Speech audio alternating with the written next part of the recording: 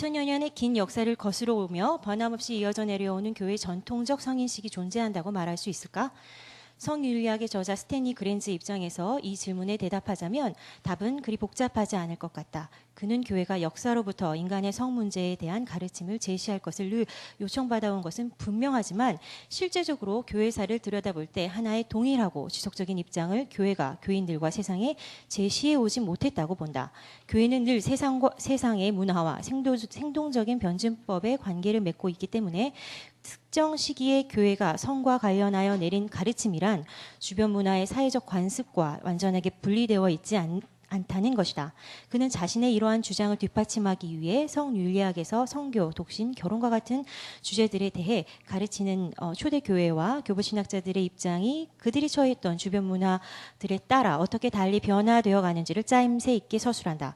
이렇게 성과 관련된 기독교의 가르침이 교회가 뿌리내리고 있는 주변 문화와의 관련성 속에서 다양하게 변화되어 왔음을 강조함으로써 기독교 성윤리의 역사성을 인정하는 그랜츠는 다수의 교회 현장에서 선포되는 성차별적인 규범들을 절대적이고 영원한 하나님의 말씀이나 하나님의 명령으로 곧장 일치시켜왔던 정통적 풍토를 돌아볼 수 있는 계기를 마련했다. 그러나 그랜츠는 기독교 성윤리의 역사적 다양성을 지나치게 강조한 나머지 실제로 기독교인들의 삶 속에 지대한 영향을 끼쳐왔던 지배적인 성도덕에 대한 비판적 고찰을 제대로 하지 못하고 있다. 이에 이 논문은 교회들이 뿌리내려왔던 다양한 문화적 변이들에도 불구하고 교회사에서 강력하고도 광범위하게 힘을 발휘하던 성도덕의 기원을 추적함으로써 일부 목회자들의 성적 문란과 성범죄로 인해 심각한 위기를 겪고 있는 오늘날 한국교회가 새롭게 나아가야 할 길을 모색하고자 한다. 1. 몸과 성에 대한 성서의 가르침.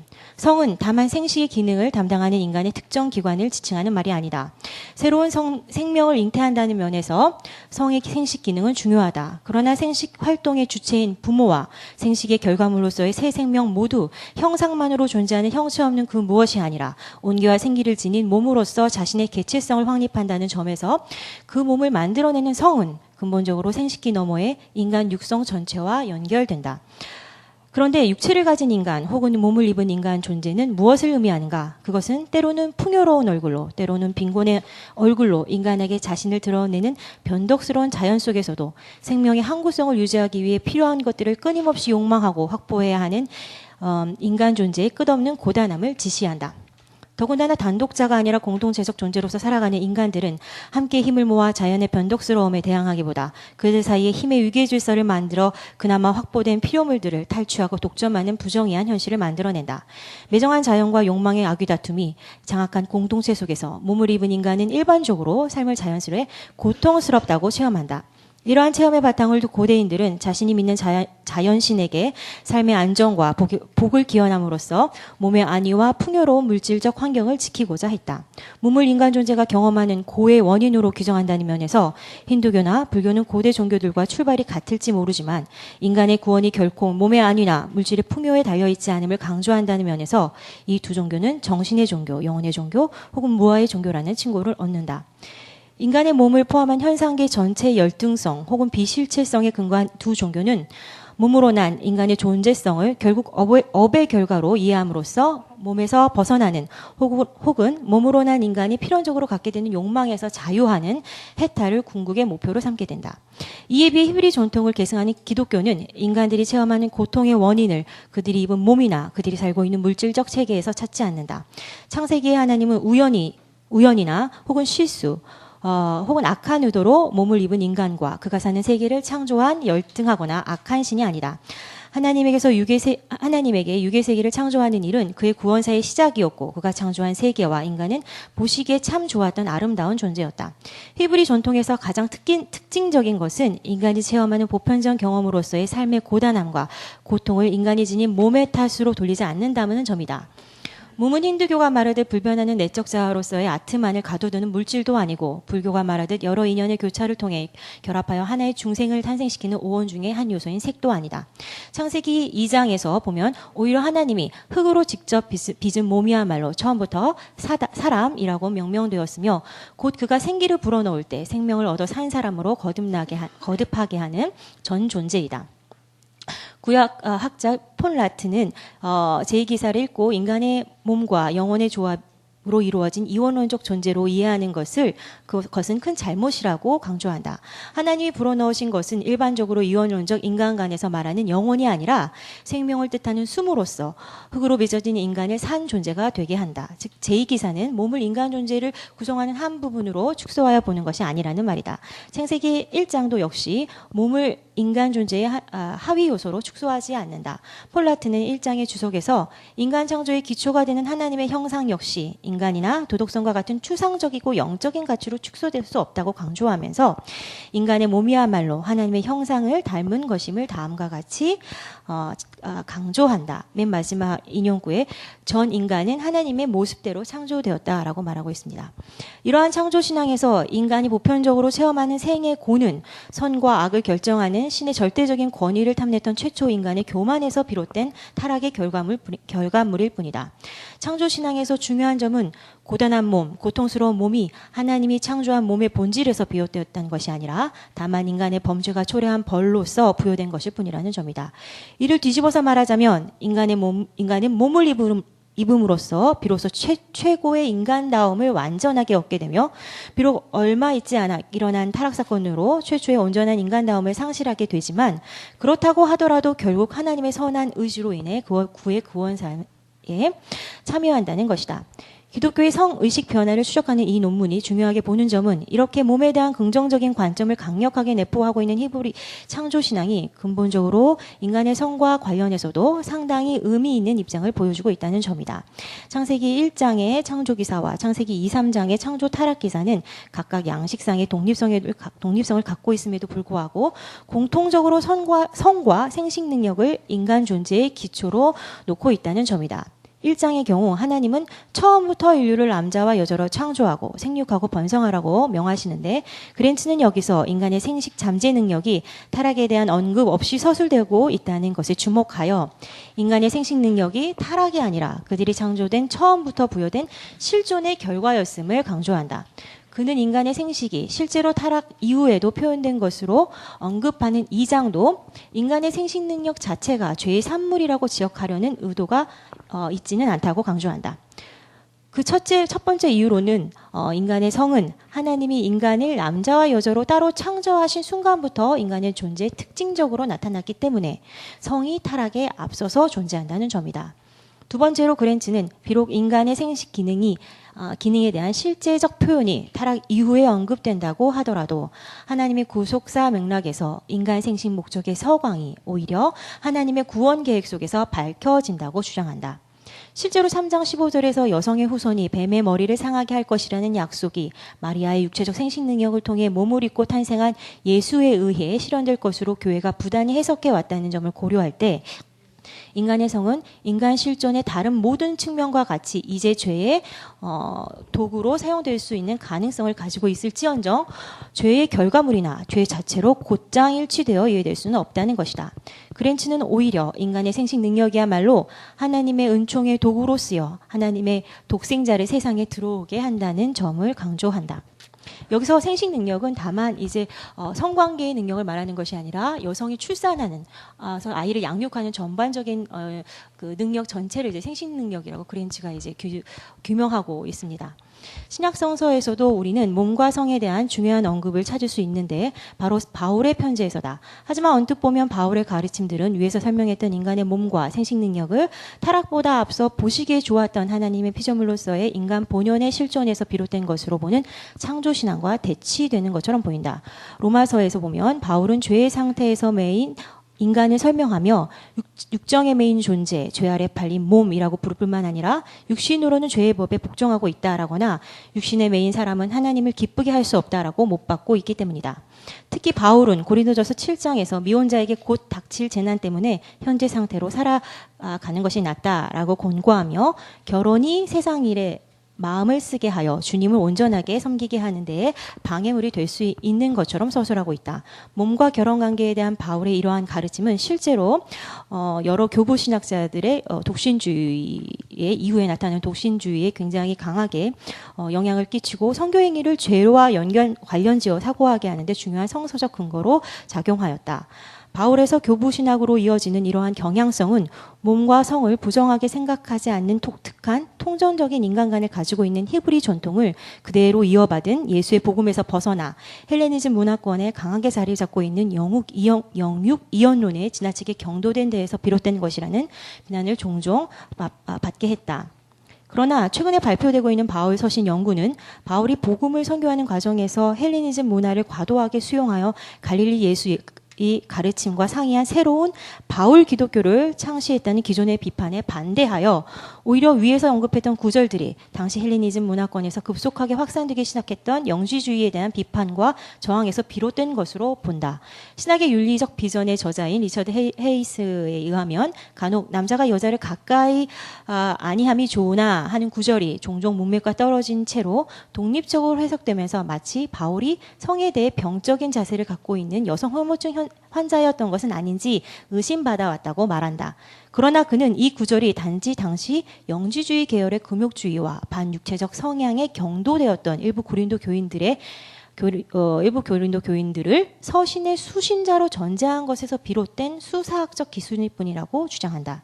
실제로 고린도전서 7장 전체를 하나의 통전적인 문맥으로 이해한다면 바울이 현재의 결혼 관계에서조차 성적 연합을 강하게 부정하는 이상주의적인 과도 영성에 반대하여 부부는 성관계를 계속해도 괜찮고 또 계속해야 한다고 역설한다는 것을 알 수 있기 때문이다.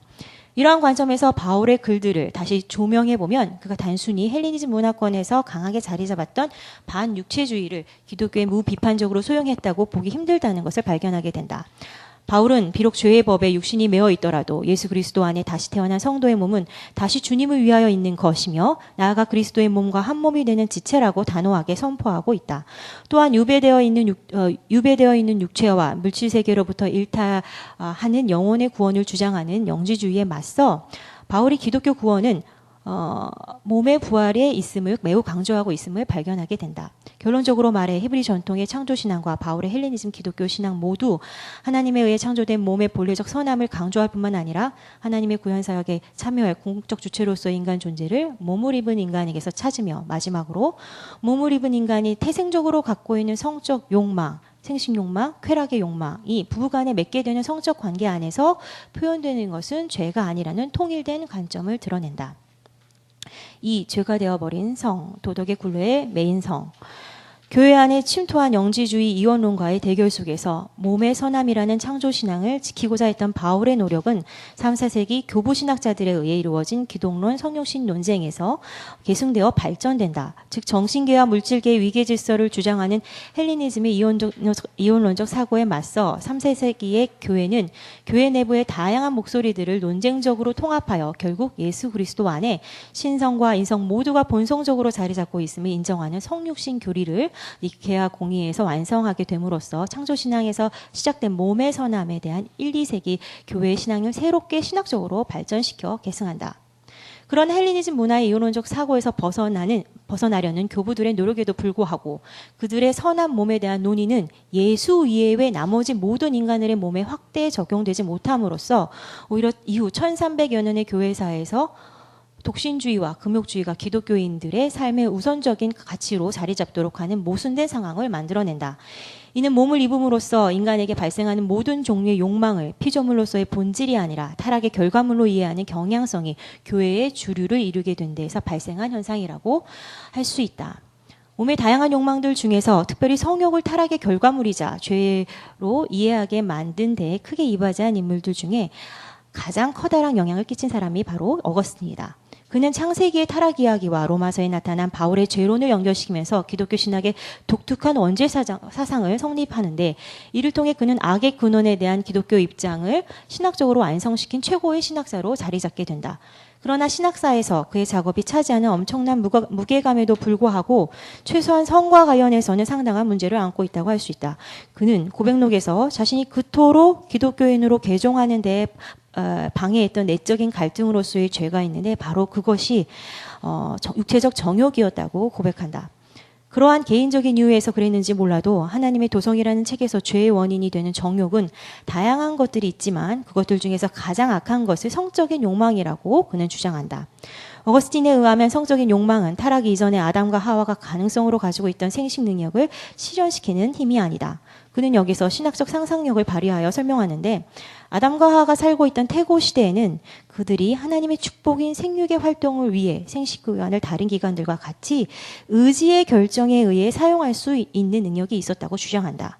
문제는 타락으로 인해 생식기관을 의지로 지배할 능력이 그들에게서 퇴화했으며 더 이상 의지가 아니라 충동적인 욕망이 그 기관들을 지배하게 되었다는 것이다. 어거스틴은 아담 이후 타락한 인간 모두의 성행위를 비의지적이고 충동적인 욕망에 의해 이루어지는 것으로 이해함으로써 그러니까 사랑 같은 것으로 성행위가 이루어지는 것이 아니라 욕망으로 이루어진다고 본 것입니다.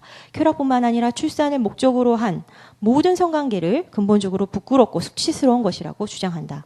이는 부부간의 성관계를 현실적인 관점에서 자녀 생산뿐만 아니라 육체적인 만족을 위한 목적까지 확대하여 허용하는 바울에 비해 분명히 현저하게 후퇴한 시각이다. 여기서 주의 깊게 살펴보아야 할 것은 어거스틴이 부모의 육체적 성관계를 통해 그들의 죄가 자녀에게 유전된다고 보는 것이다. 그가 아담의 지은 죄를 서술하는 장인 하나님의 도성 14권에서 성교의 수치스러움을 함께 서술하고 있는 것만 보아도 그가 인간의 성관계를 죄가 전달되는 매개체로 인식했다는 것을 알 수 있다. 결론적으로 말하자면 2, 3세기 로마의 기독교 박해에 대항하여 시작된 순교 신앙에서 자연스럽게 발생한 성도의 금욕주의적 생활이 313년 콘스탄티누스의 기독교 공인으로 자연스럽게 잦아들 수 있는 계기를 맞이했음에도 불구하고 어거스틴의 원죄론을 통해 오히려 강력한 신학적 정당성을 얻게 됨으로써 이후 중세교회의 수도원주의와 금욕주의, 성직자 독신주의로 심화 발전되게 합니다. 결과적으로 보자면 어거스틴의 원죄론은 인간 본성과 악의 기원에 대한 뛰어난 성찰에도 불구하고 쾌락뿐만 아니라 출산을 위한 성행위, 심지어 실제적인 성행위보다 앞선 성욕까지 죄악시함으로써 서구 기독교 문화권에서 성에 대해 생각하고 말하며 표현하는 모든 것을 심각하게 타부시하는 경향을 만들어낸 중요한 계기가 되었다고 할 수 있다. 이러한 배경 위에 기독교인이 성도로서 마땅히 살아야 하는 거룩한 삶을 위해 지켜야 하는 원칙들은 성적 정조관념을 내포하는 정결이나 순결과 같은 강력한 도덕적 규범으로 점차적으로 축소되는 결과를 초래하게 되었다. 문제는 이러한 도덕적 규범이 한 공동체의 문화와 권력관계에 의해 생산되거나 적어도 그것들의 현저하게 영향을 받아 형성된 상대적인 규범임에도 불구하고 하나님의 명령이나 보편적 양심의 명령으로 왜곡되어 선포됨으로써 도덕행위자들로 하여금 사회의 성도덕이 부여한 규범의 타당성에 대해 비판적으로 고찰할 여지를 남겨주지 않은 채 무조건적으로 따라야 하는 절대적 의무로 둔갑하였다는 사실이다. 특히 가부장적 사회라는 특수한 문화 속에서 형성된 성도덕은 남성들이 아니라 주로 여성들에게 지나치게 강조되어 왔는데 이는 여성 일반에게 최초로 타락한 인간 혹은 남성을 유혹해서 타락시킨 인간이라는 명예를 지음으로써 성차별적인 위계 질서의 하부층에서 마땅히 남성 일반으로서의 아버지, 왕, 성직자의 지시와 통제를 받아야 하는 존재로 여성을 그려낸 서구 가부장적 교회의 신학적이고 목회적 작업에 협조 없이는 불가능했을 것이다. 3. 상대적 규범으로서의 성도덕의 그늘. 욕망이란 채워지지 않음을 전제로 하기에 이미 주어진 것에 쉽게 만족하지 못하고 더 크고 더 자극적인 대상을 갈망하는 탐욕으로 전락할 위험을 언제나 안고 있다. 이러한 관점에서 집과 학교, 교회와 사회에서 자연스럽게 체득하는 성도덕은 많은 사람들로 하여금 몸을 입은 피조물로서의 당연히 지니게 되는 그들의 자연스러운 성적 욕망이 파괴적인 탐욕으로 발전하여 성적 대상으로서 만나는 상대방의 인격뿐만 아니라 욕망의 주체로서의 자기 자신에게 해를 가하지 않을 수 있도록 하는 통제의 역할을 비교적 효과적으로 수행한다고 할 수 있다. 마땅히 따라야 할 당위로서 부여되는 도덕은 행위자로 하여금 자신의 개별적 행위마다 옳고 그름을 고민하지 않고 곧바로 행동할 수 있는 수월성과 통일성을 인간에게 부여함으로써 사회의 안정과 통합에 상당히 기여하게 되는 것이다. 그러나 지그문트 프로이드의 정신분석학 이론에 따르면 인간은 유아기부터 시작되는 사회화의 과정 속에서 이러한 욕망을 통제할 수 있는 정신적 힘으로서의 도덕을 초자에 익히며 이를 통해 탄생 첫 순간부터 갖고 태어난 성적 리비도를 우회적으로 승화할 계기를 마련함으로써 기존의 문명을 습득하고 문명의 새로운 변화에 기여하는 존재로 성장한다고 말한다. 그러나 프로이드는 안타깝게도 모든 사람이 이러한 사회화를 통해 성도덕을 정상적으로 체득하여 문명인으로 거듭나는 것은 아니라는 사실을 보여주었다. 태생적인 에너지로서 존재로서의 성적 욕망은 살고자 하는 생의 욕망과 근본적으로 다른 것이 아니기에 매우 강력한 힘을 갖고 있는데, 이로 인해 이것을 통제하는 일은 결국 상당한 억압이 가해져야만 가능한 것이 된다. 이에 도덕은 행위자가 아무런 저항 없이 순순히 따를 수 있는 순한 명령체계가 되지 못하고, 행위자의 저항을 가능하게 하는 비판적 사고 능력을 정지시키거나 혹은 그것이 불가능하다면 성적 욕망 자체를 죄악시하는 종교적 이데올로기 요소를 강화하는 방식으로 발전한다. 프로이드의 정신분석학에 의하면 결국 이러한 억압을 제대로 참아내지 못하는 이들은 문명사회의 정상인으로 성장하지 못하고 히스테리나 강박 증세와 같은 이상 증세를 통해 자신의 성적 분만을 우회적으로 표출하거나 문명사회에서 소위 변태라고 불리는 성동착적 증세를 통해 직접적으로 성적 불만을 표출하게 될 위험이 크다. 도덕뿐만 아니라 종교까지도 인간의 태생적인 성적 리비도를 억압하기 위해 만들어진 문명의 생산물이라고 주장하는 프로이드의 사상을 기독교인의 관점에서 모두 수용하기는 분명히 무리가 있다. 그러나 프로이드의 정신분석학은 성도덕의 근육에서 발생하는 이탈자들에 대한 정신의학적 연구이기에 성도덕이 엄청나게 강화되었던 기독교의 특정 시기에 왜 그리도 성적인 방종과 문란이 성직자들에게 심각하게 발생하였는지 그 아이러니를 푸는 데 중요한 단서를 제공한다. 위에서 언급했듯이 어거스틴 이후 서구 기독교는 수도원 운동과 성직자 독신, 성도의 금욕적 생활을 마땅히 따라야 하는 삶의 모습으로 강조함으로써 인류 역사상 가장 강력한 성도덕을 구축한 문명이 되었다. 중세 후기에 만연했던 마녀사냥이나 정조대 관습은 당시의 성도덕의 엄청난 강도를 짐작하게 하는 예이다. 이러한 중세의 성도덕은 신구약 성서가 공통적으로 지키려 했던 선한 몸, 태생적인 성적 욕망의 긍정, 이런 핵심 가르침에서 벗어나 초대교회가 그토록 경계했던 영육이혼론을 기독교 신앙과 신학에 수용하게 된 데에서 발생된 것이다. 이러한 영육이혼론의 바탕을 둔 성도덕은 태생적인 성적 욕망을 원죄로 규정했던 어거스틴 이후의 중세교회 전체를 장악하여 결국 당시의 성직자와 성도들로 하여금 자신들의 자연스러운 육체적인 삶을 지나치게 억압하거나 혹은 음성화시키게 된다. 결과적으로 이렇게 강력한 지배적 성도덕은 원래 목적과 달리 모든 인간의 성적 욕망을 완전히 무화시키지 못하고 역으로 많은 성직자들의 성적 문란을 초래시키고 만다. 결국 이러한 현상은 16세기에 이르러 마틴 루터로 하여금 교회 개혁을 일으키게 하는 주요한 원인으로 작용하게 된다. 매진말을 대신하겠습니다. 최근 심치 않게 보도되는 일부 목회자들의 성폭력 사건에 대하여 일반적으로 두 갈래의 반응을 찾을 수 있다. 먼저 이러한 사건들을 해당 목회자의 개인적인 문제로 취급하여 개교회나 교단의 차원에서 그 목회자의 임무를 정지시키거나 자격을 박탈하는 것을 논의하는 것이다. 안타깝게도 이러한 방식은 한국교회의 보수적 정치 현실의 벽에 부딪혀 범죄 사실에 대한 제대로 된 치리로 나아가지 못하는 일이 대반사이다. 또 다른 하나는 일본 목회자들의 이러한 문제가 다만 특정 목회자 개인의 문제에서 발생한 것이 아니라 오늘날의 세속적인 성해방의 앞에 교회의 정통적인 성도덕이 통제 능력을 상실하고 추락했기 때문이라고 보고 다시 이전의 강력한 성도덕을 교회와 사회에 복원하려고 강화하려는 시도이다. 그러나 안타깝게도 이 두 번째 해결책 역시 미봉책에 머무르는 것처럼 보인다.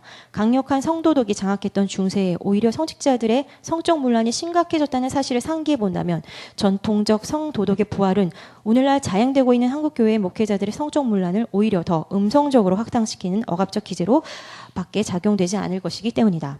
이에 우리는 제3의 해결책을 모색해야 한다. 그것은 선한 몸과 창조 질서로의 성에 대한 성서 신앙을 저버린 채 한국교회가 지금까지 통전전 존재로서의 성서적 인간관을 끊임없이 밀어내며 서구교회를 장악해온 영육이혼론적 인간관을 무비판적으로 수용하고 나아가 여성에게 정조관념을 강조함으로써 가부장제의 혈통을 통제하는 유교적 가족제도를 결합시켜 금욕적이고 성차별적인 성도덕을 교회의 지배적인 가르침으로 삼았던 데에서 기인한 것은 아닌가 반성하는 데에서 출발해야 할 것이다. 기저귀를 찬 여성은 강대상에서 설교를 할 수 없다는 한 목사의 성차별적이며 동시에 반육체적인 발언이 여신도를 자신의 사무실로 불러들여 그를 자신의 라일이라 부르며 온갖 난잡한 성추행을 자행한 또 다른 목사의 범죄와 전혀 동떨어진 사건이 아닐 수 있다. 현재 한국교회 남성 목회자들에게서 자행되는 성적 문란과 범죄는 사람의 몸, 여성의 몸을 하나님을 영화롭게 하는 성령의 전으로 보지 못하고 다만 자녀 생산과 양육을 위한 도구로 여기거나 혹은 남성 목회자의 피치 못한 정욕을 은밀하게 해소하는 대상물로서 여기는 데에서 비롯된 것이기 때문이다. 그렇다면 한국교회의 성문화를 지배해온 금욕적이고 성차별적인 성도덕의 자리를 대신하고 나아가 목회자뿐만 아니라 모든 기독교인들의 아름다운 성문화를 새롭게 창조할 수 있는 새로운 대안이 있을까? 오늘 한국교회 일부 목회자들의 성 문제가 중세 카톨릭 성직자들의 성 문제의 데자뷰인 것처럼 그 해결책 역시도 교회의 역사에서 찾을 수 있을 것이다. 중세 성직자들의 성문란의 문제는 카톨릭 교회 내부에서 온전하게 해결되지 못하고 결국 새로운 개혁교회의 탄생을 초래했다. 이로 인해 대부분의 종교 개혁자들은 교회의 경제적 정치적 타락을 개혁할 뿐만 아니라 성직자들의 성과 결혼 문제까지 혁명적으로 변화시킨다. 대표적으로 존 칼뱅을 언급할 수 있다. 그는 다른 종교 개혁자들과 마찬가지로 결혼을 인간에게 부여된 하나님의 거룩한 명령으로 이해하며 카톨릭 교회의 성직자 독신주의를 반대한다. 그에 의하면 하나님의 피조물로서의 인간은 결혼을 통해 자신의 배우자뿐만 아니라 하나님과도 연합하여 자기 존재를 완성한다. 이에 결혼은 남녀의 계약일 뿐만 아니라 하나님과의 계약을 의미하는 거룩한 관계인 것이다. 그러나 칼뱅은 거룩한 관계로서의 결혼 관계에서 성 문제를 금욕적이고 성차별적인 관점으로 바라보지 않았다. 그는 바울과 같이 결혼한 부부는 자녀를 출생할 뿐만 아니라 배우자가 욕정에 휘말려 실수나 범죄에 빠지지 않을 수 있도록 부부간의 성관계를 유기하지 말라고 가르친다. 그러나 이보다 더 중요한 것은 칼뱅이 부부간의 성적 만남을 다만 성욕의 실현 혹은 해소로 이해하는 바울의 입장에서 더 나아가 한 몸, 한 인격이 되는 아름답고 거룩한 연합으로 이해했다는 점이다. 칼뱅의 부부간의 21세기의 새로운 성윤리에 그대로 적용하는 데는 무리가 있다. 왜냐하면 칼뱅은 현대의 여성해방운동을 경험해보지 못한 사람으로서 여전히 가족과 사회, 교회에서 남성과 여성에게 본질적으로 부여된 고정된 성 역할이 존재한다고 보기 때문이다. 그럼에도 불구하고 칼뱅의 가르침이 여전히 오늘 한국교회에게 유용한 것은 다음과 같은 현실적인 이유에서다. 한국교회의 많은 남성 목회자들은 자신의 아내를 하나님의 창조 질서를 완성하기 위해 만나는 존귀한 인격체이자 동반자로 여기지 못한 채 목회를 보조하는 순종적인 동력자로서만 대하고 있다. 성장주의가 목회의 최고 가치로 자리 잡으면서 목회자의 아내는 교회 안팎에서의 많은 고단한 일들을 음지에서 처리하며 사모라는 변종 직책을 감당하게 되는데 이로 인해 더 이상 여성으로서의 본인의 아름답고 성적인 매력을 남편을 포함한 어느 누구에도 발산해서는 안 되는 정숙의 감옥에 갇히게 되었다. 이에 한국교회의 상당수 목회자 부부의 성은 억압되거나 유기되고 결과적으로 일반 성도와 똑같이 몸을 입은 존재로서 그들에게 태생적으로 내재하고 있을 성적 욕망은 부부관계 내에서 제대로 해소되지 못한 채 실수나 범죄에 휘말리게 하는 욕정으로 끊임없이 타락하는 위기에 노출되게 되었다. 결론을 맺자면 한국교회 목회자들의 성위기를 극복하기 위해 우리는 성차별적이고 굴욕적인 전통적 성도덕으로의 복귀해서는 안 된다. 오히려 그것은 문제를 심화시킬 것이라는 것이 역사가 우리에게 가르쳐주고 있다. 성은 죄가 아니라 하나님이 창조하신 인간의 축복받은 실존이기에 억압이 아니라 올바른 성관계를 통해 아름답게 구현되어야 한다. 이를 위한 전제 조건으로서 이제 한국교회는 선한 몸과 아름다운 성개념의 바탕을 둔 성서적 인간관을 회복해야 하며 나아가 여전히 성차별적인 교회 제도를 실제적으로 개혁하여 남녀가 서로 존중하고 배려하는 새로운 성윤리를 마련해야 할 것이다. 또한 이와 함께 성차별적이고 금욕적인 전통적 성도덕에 익숙한 많은 목회자 부부들에 대한 올바른 성윤리 교육이 요구되며 동시에 새로운 목회 세대를 길러내는 교육 과정에서 이러한 성윤리 교육을 의무로 해야 할 뿐만 아니라 잘못된 성관념과 폭력적 행위를 습관적으로 범하는 이들을 목회 수련 과정에서 조심스럽게 걸러내는 제도적 장치가 조속히 마련되어야 할 것이다. 그렇지 않으면 교회 내부의 개혁의 목소리를 거부했던 중세 카톨릭의 전철을 우리 한국 개신교가 그대로 밟게 될지도 모를 일이다. 감사합니다.